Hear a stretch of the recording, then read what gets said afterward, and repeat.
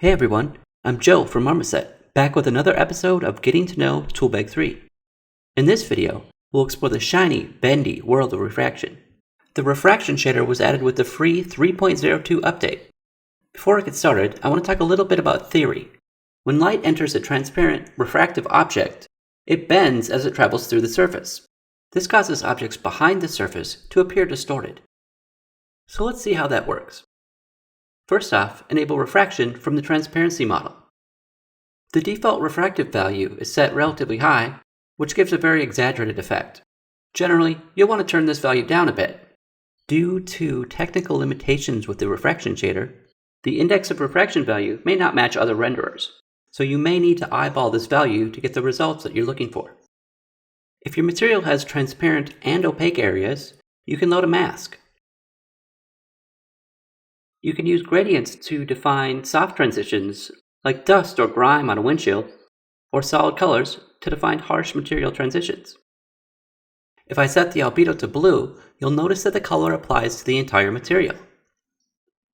If I disable albedo tint, I can control the color of opaque and transparent surfaces independently.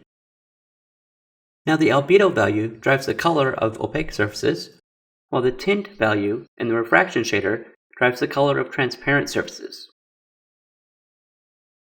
When Use Microsurface is enabled, the gloss value controls the shape of the specular highlight and how blurred the refracted result is as well. When disabled, the gloss value will only control the glossiness of the surface and won't blur the refracted result. Caustics approximates complex internal reflections. This is usually most apparent on nearby surfaces. For caustics to work, global illumination needs to be enabled in the render settings. A neat trick that you can do is make a copy of your object, invert the normals, and shrink it slightly. When both objects are rendered, you'll get complex reflections from the inner and outer surfaces. Refractive surfaces can be rendered inside other refractive surfaces as well. You just need to make sure that each element is a unique object so that it will sort correctly. For the liquid inside the glass, I'm using the refraction shader again, tinted brown to look like whiskey.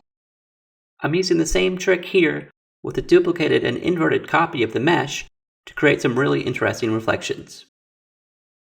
Let's take a look at some other examples. I got some glass blocks here. As I turn up the refraction, you'll notice some funky distortion. This is because I've added some ripples to my normal map. I'll turn this down a little so it's not as exaggerated. To start building my material, I'll set the albedo to a light green color. Next, I'll load a gloss map to get some surface variation. I want these blocks to have that frosted glass look, so I'll use the gloss slider to make the surface more rough. This enables me to blur the background and get the sort of look that I'm going for, which you can see as I rotate the camera around the scene. I've modeled the inner pocket of the glass block to get a similar effect as I had with the whiskey glass. To finish this effect, I've created a mask where the thicker areas of the object are more opaque. And here's what that looks like. Now, you didn't expect me to go through this whole video without showing a camera lens, right? I wanted to point out a common artifact with our refraction shader. Because we use a screen space effect, similar to local reflections, you'll sometimes see strange reflections when objects occlude refractive surfaces. Generally, when this happens, the best thing to do is turn down the index of refraction setting.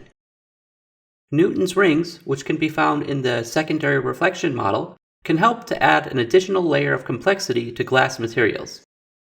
There's settings for strength and the ring thickness as well. I usually play with these values until it looks cool.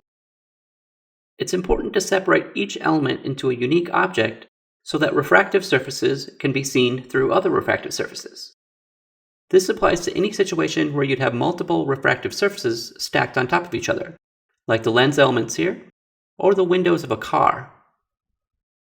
I'll finish up by talking a bit about gems.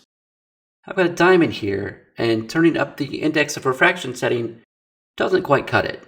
I probably sound like a bit of a broken record here, but I'm going to use the same trick and create a duplicate mesh with inverted normals. This helps to mimic the complex internal reflections that you'd see with gems. I'm going to use the gloss value to control the size of the specular reflections. If I have Use Microsurface on, that will blur the refracted result, which is not what I want in this case. If I turn it off, I'll get nice, sharp, refracted detail. If I want to create different types of gems, I can use the albedo color. For instance, I can set it to red for a nice ruby effect. Or I can try different colors for other types of gems. It's important to get the reflectivity right for gems as well. A common mistake is to add color to the specular reflections. Most gems have uncolored reflections. You can find reflectivity values for gems online.